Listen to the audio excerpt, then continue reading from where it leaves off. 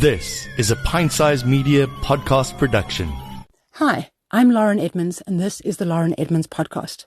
I'm talking all things education and parenting for children in the primary school years, but specifically for remedial and special needs children. I hope to give you my insights that I've gained over the last 12 years of in-field research, owning a special needs school in Johannesburg, as well as the academic research I've been doing for decades. I hope you enjoy it. I want to talk about meltdowns and tantrums, and we use the term sensory meltdowns a lot at the moment, especially in the work that I'm doing.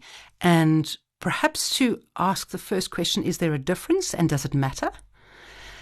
If we think of a sensory meltdown versus a tantrum, we often think a sensory meltdown is more, my body's not coping, and in the not coping, it looks like a tantrum. And the tantrum is often seen as a behavioral component. I just don't want to do this, so I'm going to throw a tantrum.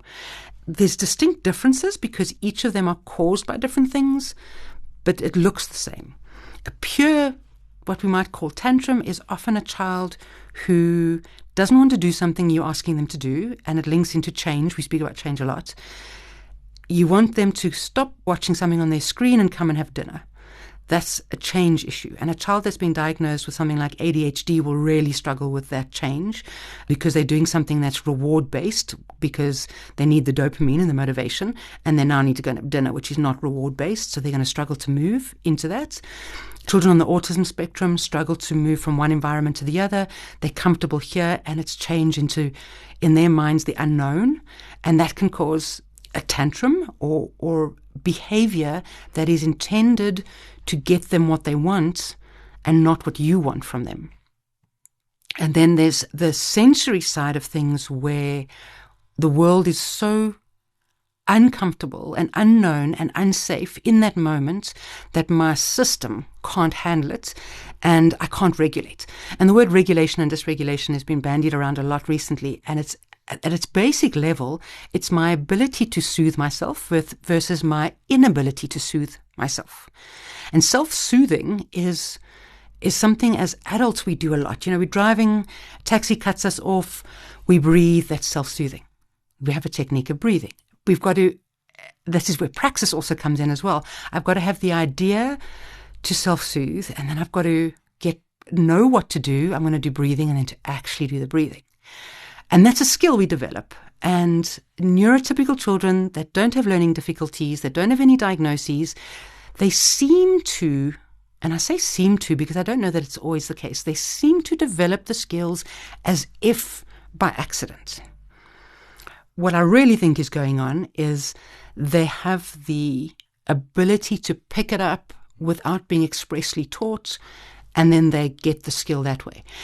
Professor Reuven Feuerstein, who is the father of mediated learning, he talks about explicit learning versus implicit learning, I think are the two types. I might be getting the terms wrong, but he says that often children are not picking up things automatically, and we as educators, which would be teachers as well as parents, need to intervene in order to give the skill. So it's not being automatically picked up, we need to develop it. So when we look at self-soothing regulation skills, your typical child learns to regulate by watching others, by trying it out for themselves, by practicing, and it works great. They've now got that skill in their toolbox. A child who's struggling is not picking it up automatically, so the adult needs to intervene, and intervene with grace and understanding, not irritation and sarcasm and eye rolling. Recognize that they haven't picked up the skill and now we need to develop the skill.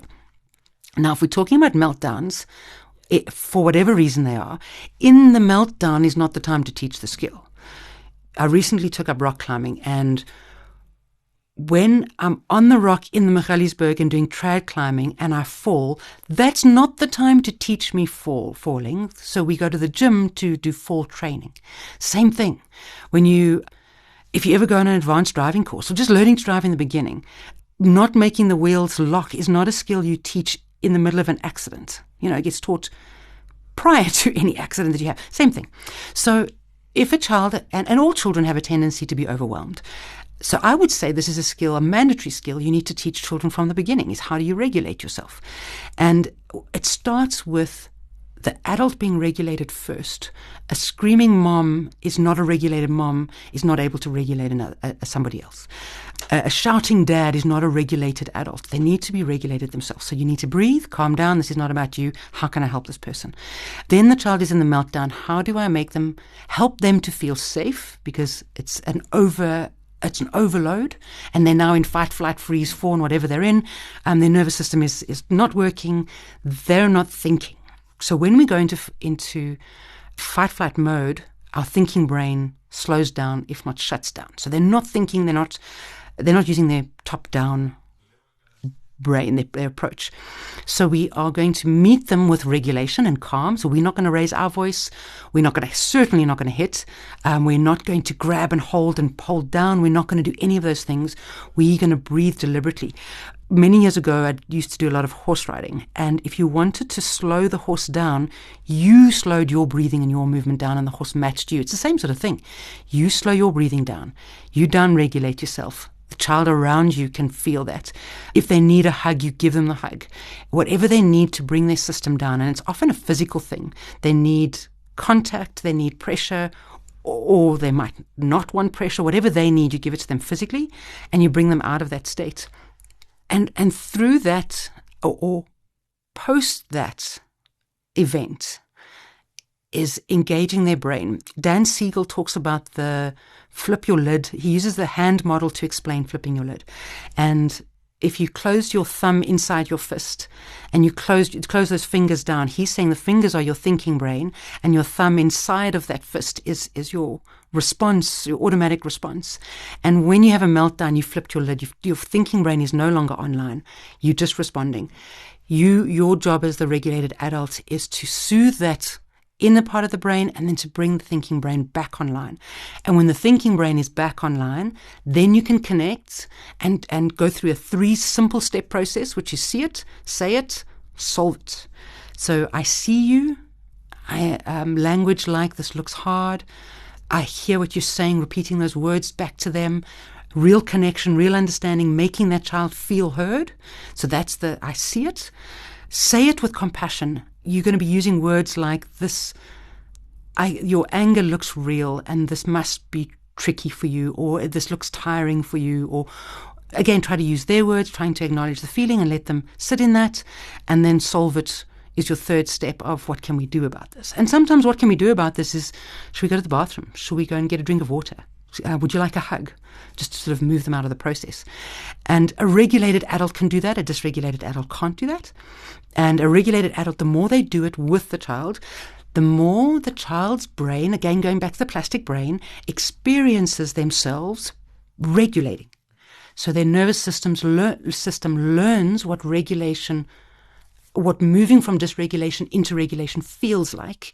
And then that pathway over and over gets followed and strengthened, like walking through the felt. The pathways that get walked over and over and over again. So there are the pathways that are easiest to navigate then.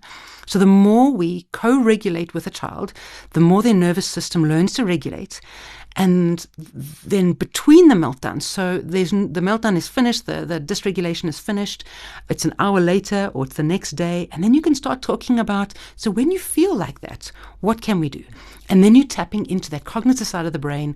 We're developing skills. We might be practicing box breathing. We might be practicing slowing down breath. We might be practicing, children might feel like they need to move when they're in that situation. So what movements would be something you could do, and you do those movements. So get solutions embodied as another tool. And the next time they have a meltdown is, again, you self-regulate, but you might want to introduce in that moment some of the tools you've been using. So now the kid is starting to pair tools they've learned outside of a meltdown state into their meltdown states, and understanding that this is not going to be fixed in 1 week. Something that I say often, and it is so true, children who are struggling tend to start, they can be picked up as early as 4 years old, but we tend to see them from between 7 and 10. These things start getting picked up, which means they've been struggling with this for 7 to 10 years. The saying is, We didn't get here in a week. We're not getting out of here in a week. It takes time. A Martyrs Learning Centre, for me, is an intervention school. It's a 2 to 3 year minimum process of retraining the child's brain and go-to strategies and inputting skills into their toolbox so they have more to use.